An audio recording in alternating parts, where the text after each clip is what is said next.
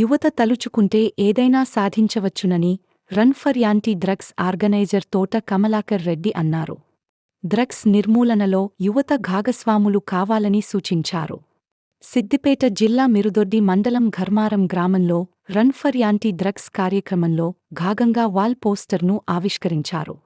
ఈ సందర్భంగా ఆయన మాట్లాడుతూ, పట్టణంలో ఉండే డ్రగ్స్ మహమ్మారి కల్చర్ నేడు పచ్చని పల్లెల్లోకి చేరిందన్నారు.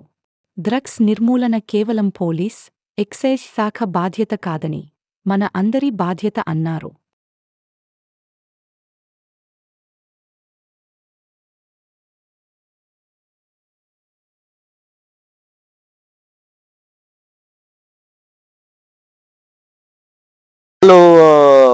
మనం ప్రోగ్రామ్ చేసినాడు సిద్దిపేట నుంచి రన్నింగ్ చేసుకుంటా కిలోమీటర్లు వస్తుంది 20 కిలోమీటర్లు.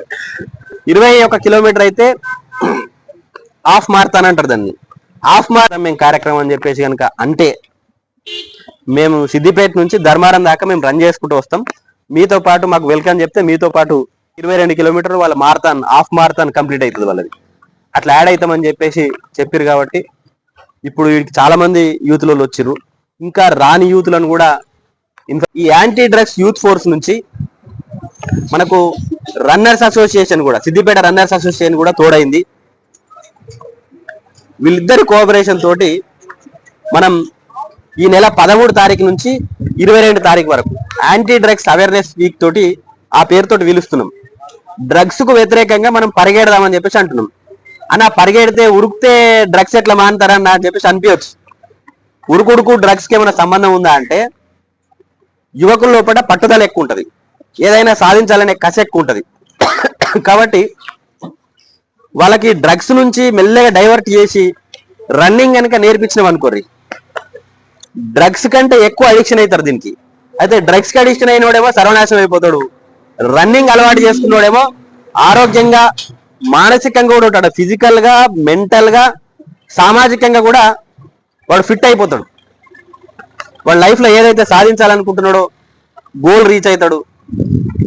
పెడదారిన పోకుండా మంచి అలవాట్లకు అలవాటు పడి ఒక్కసారి కనుక రన్నింగ్ అలవాటు అయింది అనుకోరి, తెల్లారి నేను రన్నింగ్ స్టార్ట్ చేసే కంటే ముందు ఎంత వెయిట్ ఉన్నా 4 రోజులు పరుగు ప్రాక్టీస్ చేసిన తర్వాత రన్నింగ్ లో పాల్గొన్న తర్వాత 4 డేస్ తర్వాత ఎంత వెయిట్ వచ్చినా అని చెప్పేసి వానికి తెలియకుండానే వాడి మైండ్ దానికి మోల్డ్ అయిపోయి వెయిట్ చూసుకుంటాడు, బాడీ వెయిట్ చూసుకుంటాడు.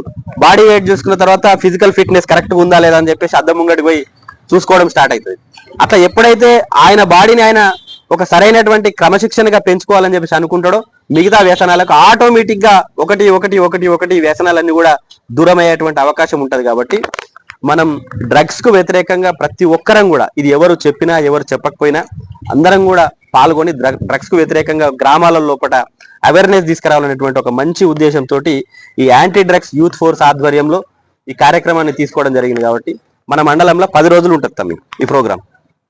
10 రోజులు 13 తారీఖు నుంచి ప్రారంభిస్తే 22 తారీఖు దాకా ఉంటుంది.